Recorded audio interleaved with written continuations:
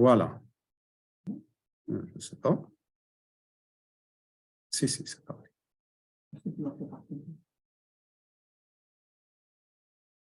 Non. Si. C'est bon. OK. Alors, voilà. Bonjour, merci tout le monde. Merci pour votre présence ici et à distance. Aujourd'hui, je vais vous présenter une série télé qui provient de la Suisse. Elle a été lancée en 2014 et on va la découvrir un peu ensemble, mais mon objectif, c'est justement de vous donner le plaisir d'apprendre le français aussi grâce à une série télévisée. Alors, la série s'appelle « À livre ouvert ». Et bon, comme sous-titre, nous avons pensé à un tremplin vers l'apprentissage de la langue française. Alors, tout d'abord, on va parler un peu du scénario. C'est une série télé suisse, comme je vous disais, écrite par Stéphanie Chua et Véronique Raymond. Elle a été produite par Point Prod Genève, une coproduction avec la télé suisse, RTS. La série est proposée en deux versions. 2 épisodes de 90 minutes ou sinon 6 épisodes de 52 minutes. Cette série est actuellement disponible gratuitement sur TV5 Monde Plus, une plateforme où vous pouvez trouver pas mal de films francophones, films et séries télé. On va la voir. Donc, quels sont les acteurs? Les acteurs, nous avons François Morel, qui est Édouard Balcet, l'ancien directeur d'une bibliothèque de quartier en Suisse qui est destinée à la fermeture.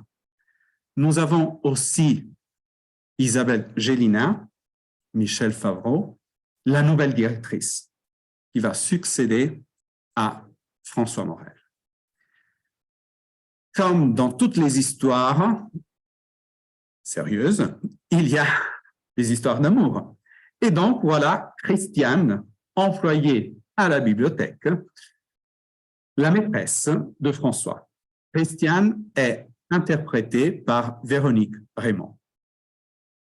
On va continuer avec les acteurs. Nous allons découvrir Bruno, le concierge. Le concierge, naturellement, va avoir lui aussi une petite histoire d'amour avec Michel, la nouvelle directrice. Nous avons Steve, qui est employé à la bibliothèque depuis des années, et Regina Balcer, la femme d'Édouard. Nous allons commencer en parlant de Stéphanie Chua. Stéphanie est une actrice, réalisatrice, scénariste, metteuse en scène et écrivaine suisse. Elle a travaillé beaucoup avec Véronique Raymond. Elle a étudié au Conservatoire de Lausanne et à l'école Dimitri de Verchiaux dans le Tessin. Elle a fondé avec Véronique une société, la compagnie Switch. Stéphanie et Véronique se connaissent depuis l'adolescence. Donc, il y a une très bonne entente. La deuxième réalisatrice, c'est Véronique Raymond, qui est née en 1971, toujours en Suisse, à Lausanne, actrice, réalisatrice, scénariste et metteuse en scène. Elle a travaillé exclusivement en tant que réalisatrice et metteuse en scène avec Stéphanie Chua.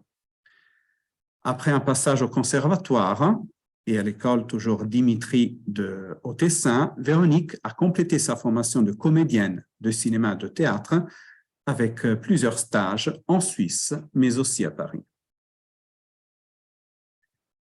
Nous avons donc ici, dans cette série, ce double rôle de Véronique.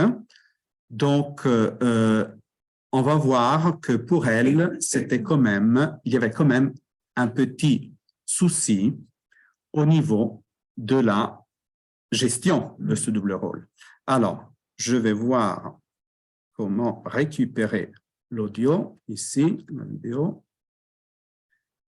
Et voilà. OK. Donc, ici, je vais interrompre le partage. OK. Bon, je vais interrompre le partage de secondes et je fais partir l'extrait numéro 1. Pour arriver à la fois être balayé devant la... Alors, attendez que je dois partager l'écran parce que sinon, je ne vais rien voir.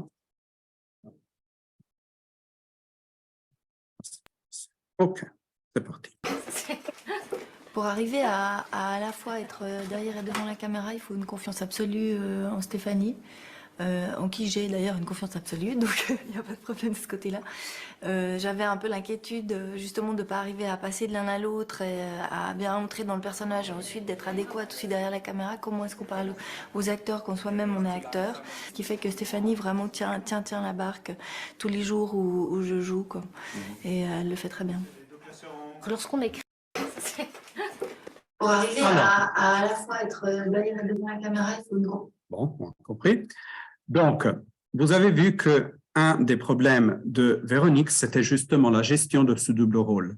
Quelquefois, elle doit quitter la scène pour aller contrôler un peu le tournage du film, et après, elle doit revenir et jouer son rôle. Le rôle de Véronique est quand même très, très important, et toute l'histoire joue un peu sur, vers la fin, on va voir que Véronique va prendre l'envol d'Édouard, de son amant. Alors, je reprends ici. OK, j'ai sélectionné un autre petit extrait sur les difficultés du montage. Vous savez que malheureusement, une série télé présente plusieurs difficultés. Ce n'est pas comme un film où l'attention reste à peu près la même pendant 1h30, 2 heures. Une série télé est beaucoup plus... oui, surtout les jeunes aujourd'hui regardent une vidéo, un film, mais pour une période très, très limitée. Donc, la difficulté pour les deux réalisatrices, c'était justement essayer de garder l'attention au maximum. Et on va écouter ce deuxième extrait où Véronique nous explique justement ses difficultés au niveau du montage. Alors, ici.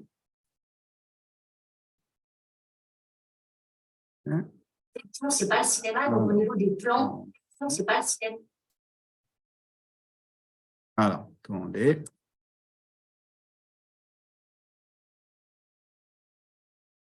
C'est pas le cinéma, donc au niveau des plans, on aura peut-être plus de gros plans qu'au cinéma, où on aura... Alors, je vais partager aussi. C'est sympa.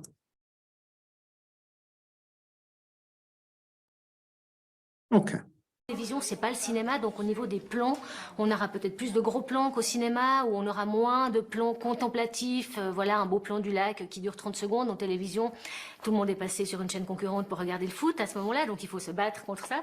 Donc on travaille beaucoup à avoir un montage qui sera dynamique, donc on essaie d'avoir suffisamment de plans. Par contre, cette histoire de rénovation, j'y comprends rien. OK, donc vous avez vu des fois la difficulté pour les réalisatrices, c'était justement de garder l'attention du public. C'est vrai qu'aujourd'hui, bon, moi je suis formateur, effectivement, quelquefois les étudiants ont du mal à te suivre du début à la fin. Et donc, il faut de temps en temps renouveler un peu, donner un petit quelque chose, des éléments pour capturer à nouveau l'attention des jeunes. Aujourd'hui, c'est vrai, même YouTube maintenant est passé sur les shorts. L'attention dure vraiment 2-3 minutes, pas plus. Et des fois, c'est difficile dans une classe parce que justement, avoir le niveau d'attention qui baisse est quand même des fois aussi dégradant pour le formateur. Donc, l'avantage de cette série, c'est que quand même, vous avez seulement 6 épisodes et on va voir après comment les utiliser pour améliorer notre approche pour l'apprentissage de la langue française. Alors, je vais reprendre mon PDF. OK, et on va voir un peu le synopsis. Donc, Michel arrive finalement à devenir la directrice de cette bibliothèque de quartier. C'est une bibliothèque qui a un certain nombre de livres, mais pas les toutes dernières éditions. C'est une bibliothèque où des fois on ne trouve pas des DVD, des CD, parce que c'est une bibliothèque qui doit quand même se renouveler. Édouard était plutôt intéressé par sa carrière d'écrivain raté, plutôt que de l'administration d'une bibliothèque. Édouard, donc, essaie de se relancer. Il ne veut pas dire que je pars à la retraite. Non, il va parler de reconversion professionnelle et il va dire que il va écrire un livre que, en réalité, est écrit par sa maîtresse. Michel hérite donc un lectorat en perte de vitesse, un lieu vétuste. Et à tout ça, déjà dans le premier épisode, on va voir qu'il y a la municipalité, la mairie qui va lancer un audit pour cette bibliothèque. Donc, elle se retrouve vraiment au premier jour de gestion de la bibliothèque dans une affaire assez compliquée à suivre. Un livre vert a été diffusé sur RTS, la télévision suisse, et sur France 2 en 2014. Au niveau international, cette série a été vendue par France TV Distribution et Véronique Raymond a quand même reçu plusieurs prix, dont le prix Swiss Perform de la meilleure actrice dans une production télévisuelle suisse. Alors, je ne vais pas naturellement tout dévoiler des différents épisodes parce que l'objectif, c'est de vous motiver à la vision de cette série. Dans le premier épisode, nous voyons que Michel Favron est nommée directrice de cette bibliothèque de quartier. Mais vraiment, à la fin du premier épisode, on voit un contrôle de la part de l'administration financière pour un détournement de fonds. On arrive à découvrir des factures signées par Michel avec l'achat de livres anciens et très, très chers, mais malheureusement, elle n'avait pas signé, elle n'avait pas acheté ces livres. Et la chose la plus compliquée, c'est qu'on n'arrive pas à trouver ces livres à la bibliothèque. Tout de suite après, dans l'épisode numéro 2, Michel essaie de nier toute implication avec cette histoire de collection de livres rares, mais toutes les preuves sont contre elle. Elle est dépassée par les événements et elle essaie de s'appuyer sur son équipe, une équipe quand même assez solidaire. Édouard, par contre, il démarre l'écriture de ce roman, mais seulement grâce à Christiane. Donc, il commence à faire lire les 2-3 premiers chapitres de son roman. Le roman est assez intéressant et la femme d'Édouard pense de publier ce livre. Mais en réalité, Édouard n'a pas écrit ce livre, n'a même pas commencé à écrire ce livre. Michel, dans l'épisode numéro 3, reste au centre des accusations. Même la presse arrive, donc il y a une attention vraiment très, très stressante pour toute l'équipe. Michel, elle arrive un peu, risque de péter les plombs, et donc elle doit affronter une tempête médiatique. De l'autre côté, Bruno, le concierge, tombe sous son charme et il y a une attirance réciproque.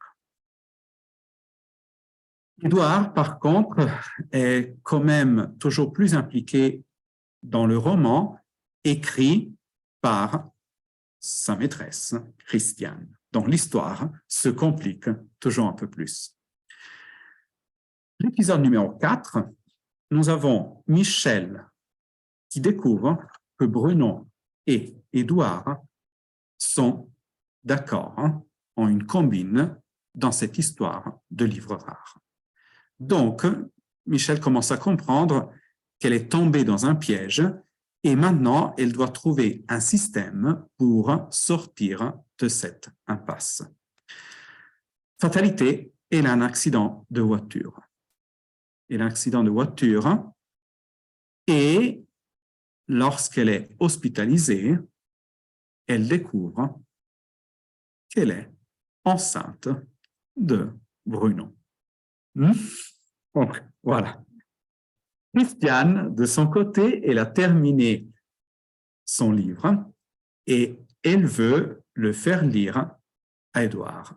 Mais Édouard a d'autres problèmes. Donc, Christiane, elle se retrouve un peu mise à côté, mais elle voudrait obtenir, elle voudrait que Édouard quitte sa femme, mais naturellement, la femme d'Édouard était une personne très riche, très puissante dans la ville, elle connaissait tout le monde, et donc difficilement, Édouard va quitter sa femme. On va voir les 2 derniers épisodes. Donc, dans l'épisode numéro 5, nous avons effectivement un risque de fermeture définitive à cause d'insalubrité. Il y a un contrôle. La personne du ministère qui vient contrôler la bibliothèque reste renfermée dans une toilette à cause d'une poignée cassée, d'une porte cassée. Elle a tout le temps de découvrir pas mal de problèmes au niveau de l'hygiène. Et on a aussi la présence de Jacques Dutoit. C'était une personne mêlée à différentes arnaques en Suisse. Et c'est lui, au fait, qui a inventé, qui a créé toute cette histoire de livres rares. Donc, il arrive à faire signer des bons de commande. Donc, vous avez une signature en original du bon de commande et après, avec une simple imprimante, il arrive à ajouter ces livres rares payés très cher par la bibliothèque. Michel reste quand même l'accusé principal. Elle est obligée d'accepter une surveillance jour et nuit chez elle, avec un inspecteur qui est avec elle toute la journée.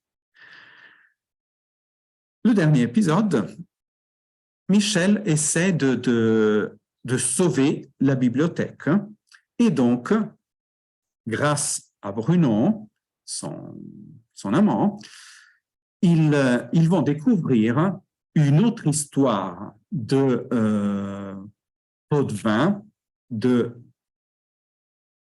acquisition d'un appartement, d'un chalet en Suisse à un prix très très bas par rapport au reste, par rapport aux autres châtelets.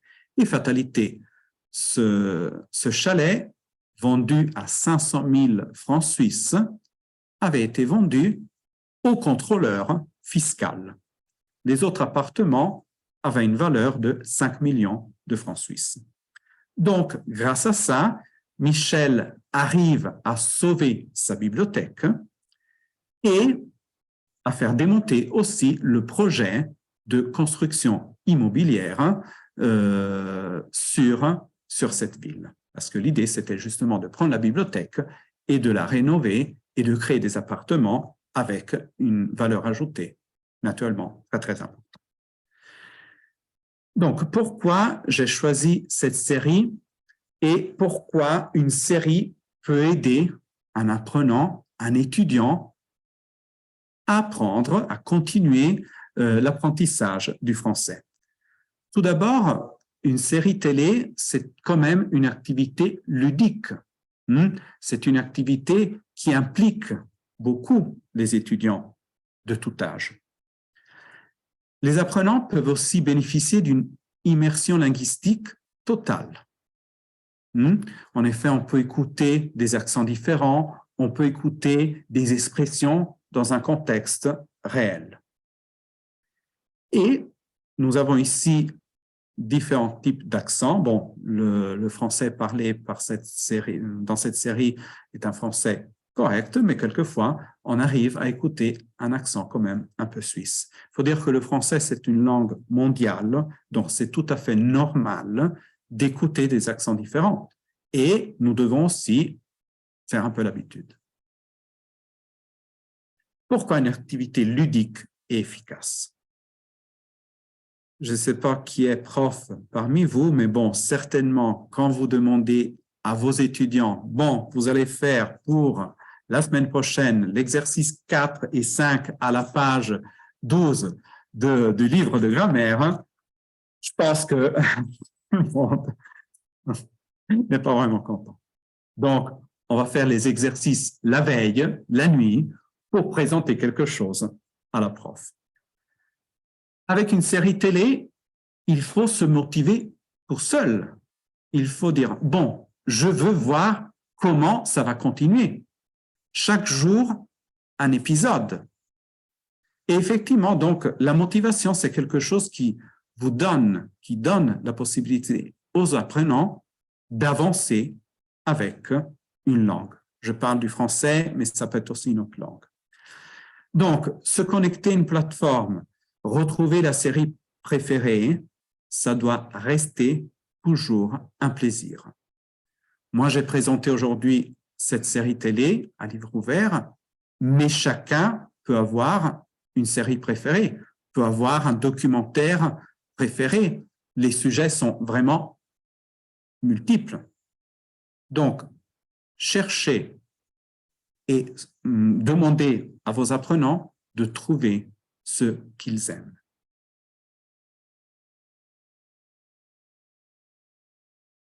Quelles sont les particularités au niveau de la langue que vous pouvez apprendre en regardant une série télé? Tout d'abord, les accents des acteurs, les expressions adaptées aux références françaises, les rythmes, le rythme des phrases, les intonations. Quelqu'un va dire, bon, je vais mettre des sous-titres en italien, en chinois, en anglais, mais quelquefois, une traduction, ça ne peut pas respecter effectivement le message original. Il y a un proverbe français qui dit « traduire, c'est trahir ». Donc, moi, personnellement, je déconseille toujours les sous-titres dans une autre langue. Notre cerveau doit commencer à s'habituer à la reconnaissance d'un son et un mot écrit d'une certaine façon. Si vous voulez, la grande difficulté de la langue française, c'est justement ça. Ce que vous écoutez, ce n'est pas ce que vous écrivez. Pour l'italien et l'allemand, OK. Pour l'anglais, quelquefois, pour le français, difficilement, le son correspond à une seule orthographe. Après, vous avez aussi la possibilité d'avoir une immersion culturelle parce que vous pouvez vous plonger ou faire plonger les apprenants dans un univers contemporain réaliste, contemporain ou ancien, ça dépend après de la série. Avoir aussi une vision des coutumes d'un pays et aussi de son histoire. Ces choses, des fois, sont difficiles à décrypter des livres, parce que le livre est toujours une photo, mais une photo à il y a 2, 3, 4 ans. Aujourd'hui, le monde change tellement rapidement que c'est seulement grâce à une série télé que nous pouvons avoir une idée de ce qui se passe vraiment. Et après, nous avons aussi la possibilité de suivre l'évolution de la langue, identifier des mots nouveaux ou des expressions qui viennent de sortir. Moi aussi, des fois, je découvre des nouvelles expressions parce que la langue française évolue vraiment très, très rapidement. Au niveau de pédagogie, c'est sûr que vous pouvez avoir la possibilité de reconnaître des structures ou des expressions apprises pendant vos cours. Une série télé ou un film ne peut pas remplacer l'apprentissage dans une salle, dans une classe. Vous pouvez naturellement ajouter des mots, vous pouvez enrichir votre vocabulaire grâce à une série télé, grâce à un film, mais vous devez toujours avoir une base. Si vous arrivez à vous amuser et à faire amuser vos apprenants, le pari est gagné. Maintenant, il y a une question un peu difficile. Comment je peux choisir une série télé? Alors ça dépend aussi du niveau. Si un apprenant commence, donc si un apprenant il est à niveau 1, qu'est-ce qu'il peut faire? Il peut essayer de voir une série, revoir une série en français d'une série qu'il a déjà vue en italien. Donc, avoir la possibilité de se rappeler des scènes et de commencer à comprendre quelles sont les expressions françaises pour transformer certaines expressions qu'il connaît déjà. Le choix, naturellement, est très, très vaste. Vous avez, moi j'ai écrit l'univers médical, un groupe d'amis, les enquêtes policières, les aventures fantastiques, une série historique. Vous avez vraiment une panoplie de possibilités. Vous pouvez choisir beaucoup de séries télé différentes. Et d'ailleurs, si vous n'arrivez pas à accrocher à une série, pas de problème, on peut changer. L'avantage, moi aujourd'hui, je vous ai présenté une plateforme totalement gratuite, mais bon, vous avez aussi des plateformes payantes et c'est vrai que vous payez un abonnement mensuel, indépendamment du nombre de films ou de séries que vous voyez. Donc, si vraiment ça ne passe pas, changez. C'est important de garder toujours ce plaisir d'apprendre dont je vous parlais avant. Concernant les sous-titres. Ça c'est une chose que j'ai découvert là maintenant en préparant ma conférence. Il y a aussi des sites Internet avec des sous-titres intelligents. Donc, vous avez la transcription de ce que les acteurs disent, mais aussi une explication. Quelquefois, vous pouvez avoir aussi une traduction dans votre langue maternelle ou en anglais. Ces sous-titres sont, par exemple, Flix, c'est une plateforme qui propose des sous-titres intelligents, ou aussi, c'est une extension que vous mettez sur votre browser. Cette extension s'appelle Learning Languages with Netflix.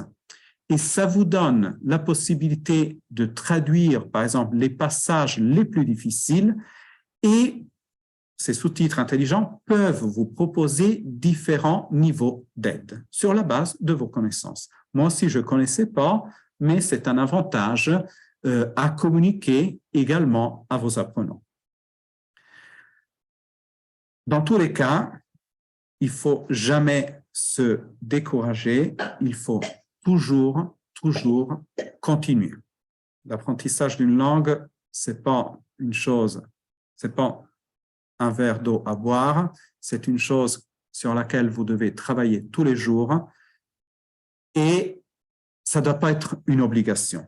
La chose la plus intéressante, la plus belle, c'est vraiment avoir ce plaisir d'apprendre. Beaucoup de fois, ah oui, je dois étudier le français et l'allemand, mais je préfère le français. Le français et l'italien, il y a quand même une base latine commune. Donc, ça donne la possibilité d'avancer un peu plus facilement. Autre chose importante, la pratique doit être régulière. Donc, si avec les exercices du livre de grammaire, on travaille une fois par semaine, à peu près, avec une série télé, vous avez la possibilité de voir chaque jour, de consacrer chaque jour 45 minutes. Là, moi, je vous ai proposé une série qui fait 52 minutes. Et vous avez seulement 6 épisodes. Donc, si vous arrivez au bout d'une semaine à dire, bon, j'ai suivi cette série, j'ai appris quelque chose et vous allez vous-même voir les avantages et l'enrichissement au niveau du vocabulaire personnel. Un film, effectivement, demande 1h30, 2 heures de vision et ça se termine. Moi, bon, avant la pandémie, j'allais une fois par mois au cinéma, mais dès que j'ai découvert les plateformes de streaming, je ne suis pas devenu un accro de séries télé, mais j'adore, hein, si j'ai un peu de temps, le soir, hein, de regarder une série télé que j'ai choisie, que j'ai sélectionnée.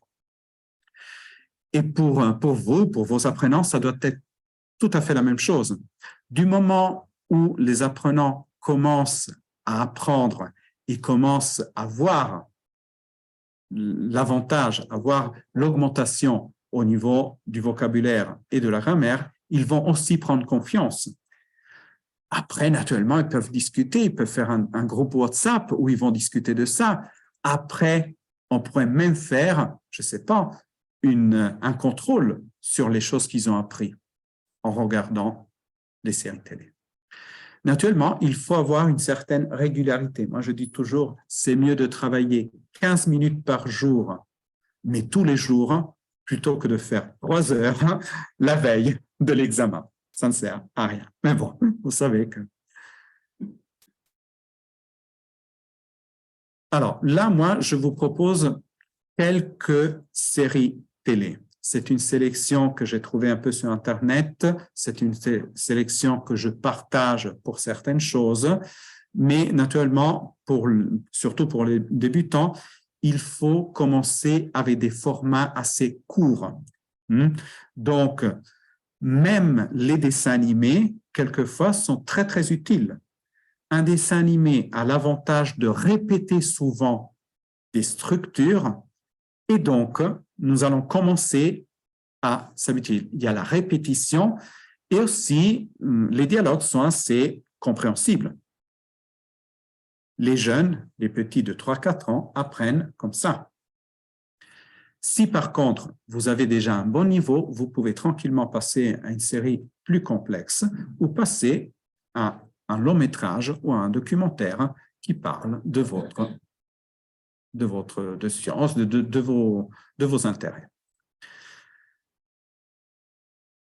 Naturellement, pour s'habituer aux sonorités de la langue française, c'est utile de mettre des sous-titres en français. Évitez de passer d'abord avec les sous-titres en italien, après avec les sous-titres en anglais. Partez directement avec des sous-titres en français. Toujours, ça dépend toujours du niveau. Quelquefois, moi, je fais, bon, OK, une première vision, vous la faites sans les sous-titres. Après, vous ajoutez les sous-titres. Comme ça, le cerveau peut mémoriser aussi l'orthographe des mots. Quand vous parlez comme ça librement, vous n'avez pas les sous-titres. Donc, il faut quand même faire au début un peu d'effort pour comprendre nos interlocuteurs. Naturellement, les sous-titres donnent la possibilité de mieux retenir certains mots et naturellement de mémoriser des règles d'orthographe importantes en français.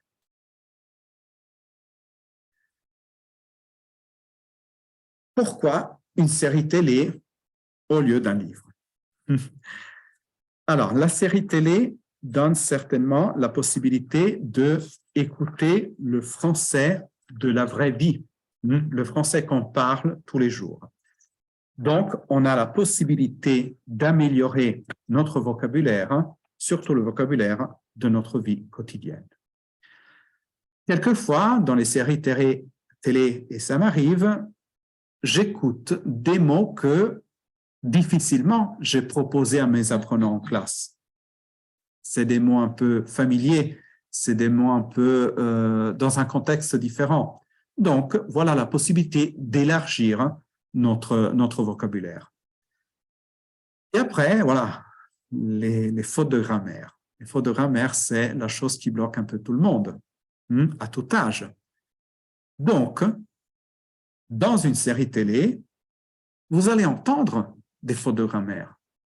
Et les étudiants vont dire, ah ben, Donc, je ne suis pas le seul à avoir eu des problèmes avec la grammaire. Dans la langue quotidienne, effectivement, il y a souvent des fautes de grammaire. Et dans les séries télé, vous allez en entendre pas mal. Les séries télé s'adaptent à votre rythme. Aujourd'hui, vous avez 30 minutes le matin, OK, je vais voir l'épisode 5 de ma série télé ce matin. Demain, j'ai une journée assez pleine, bon, pas de problème, je peux voir mon épisode le soir. Et le fait d'avoir quand même des séries divisées en épisodes, chaque épisode a une petite histoire, donc vous n'allez pas perdre le fil de la série. Pour avoir un visionnage un peu plus efficace, ça peut être utile aussi de prendre de temps en temps des notes. De toute façon, vous pouvez stopper votre série, prendre des notes sur votre cahier, écouter, répéter tous les nouveaux mots que vous avez entendus. De cette façon, vous allez mémoriser d'une façon beaucoup plus rapide et surtout efficace. Moi, des fois, je conseille aussi d'enregistrer votre prononciation sur le téléphone et la comparer avec la prononciation que vous avez écoutée dans la série télé. Naturellement, vous ne devez pas tout noter parce que vous ne devez pas faire la transcription de la série télé.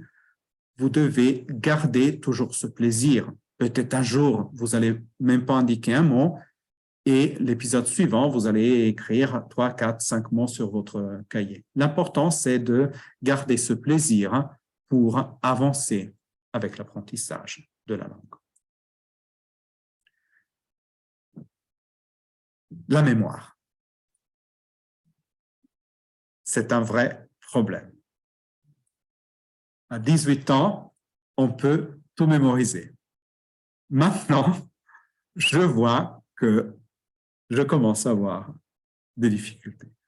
Mon beau-père, hier, il a 87 ans, il m'a dit « Je suis en train de mémoriser les numéros de téléphone de toute la famille. » Malheureusement, un téléphone portable est en train de nous prendre toute la vie.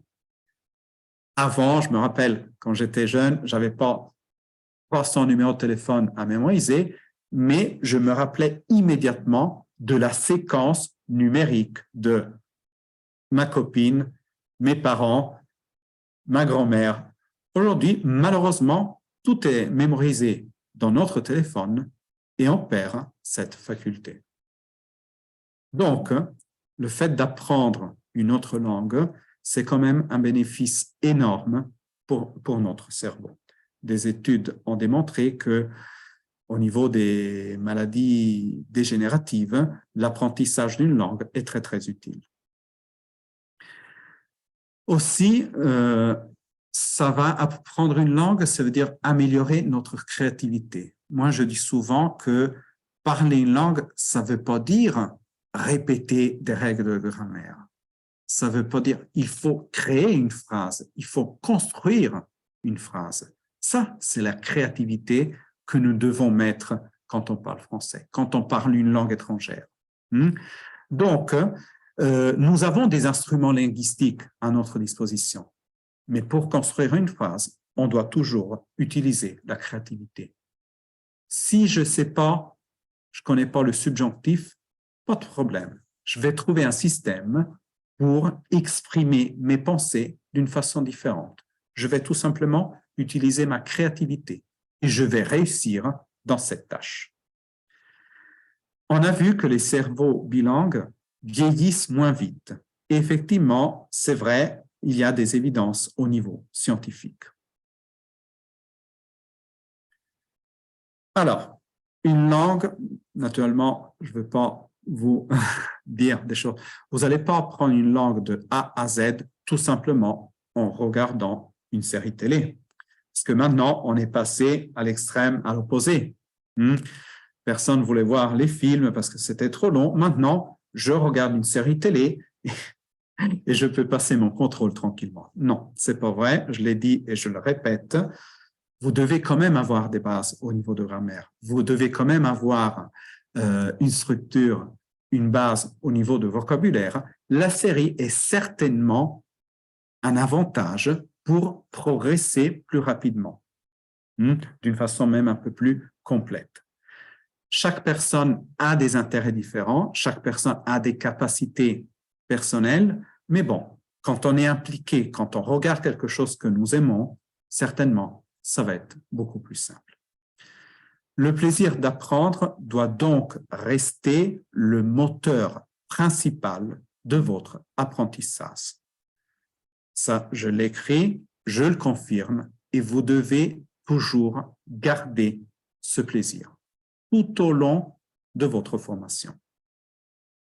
Vous avez un examen à passer, vous avez un concours à passer, vous voulez avancer avec une langue, ça doit toujours rester une chose qui vous procure du plaisir. Voilà, pour qui voulait une petite sélection de séries télé à regarder, moi j'ai trouvé un peu sur Internet, j'ai sélectionné ces séries, bon, Extra French sur YouTube, conseillé pour les débutants, 10%, une série Netflix, Plan Cœur, Kaamelott, avec un langage clair, là aussi disponible sur YouTube, Marseille, on va changer de ville après, on va parler de Versailles, M'entends-tu, une série du Québec, et une série de science-fiction en provenance de Belgique, Into the Night.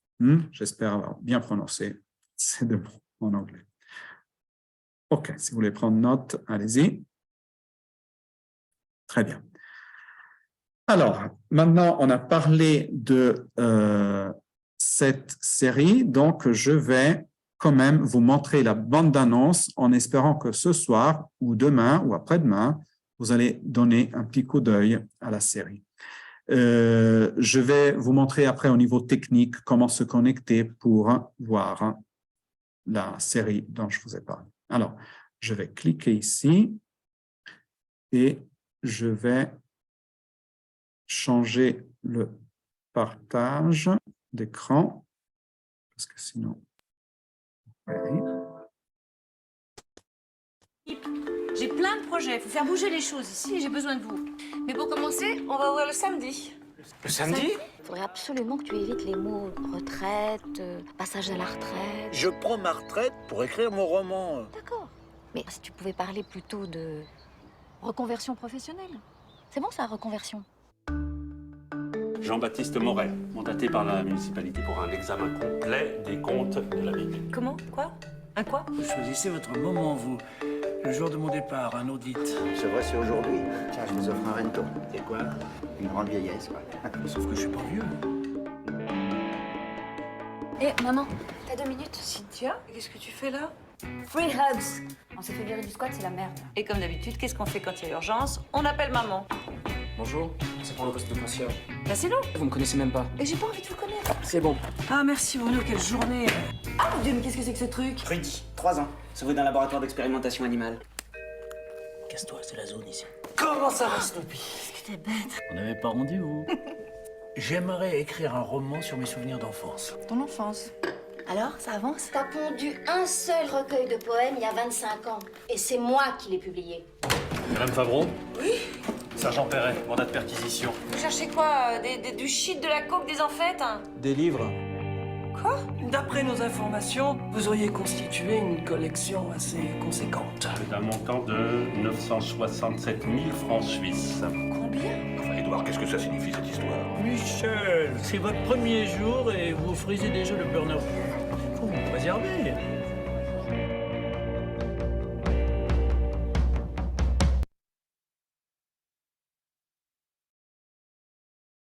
Bon, Il poltrone sofà, 36 rate e il metaprezzo termina domenica. publicité. Stavolta gli applausi ve li faccio io. Poltrona sofà, solo divano. Voilà. Donc, je Je vais interrompre ici. OK.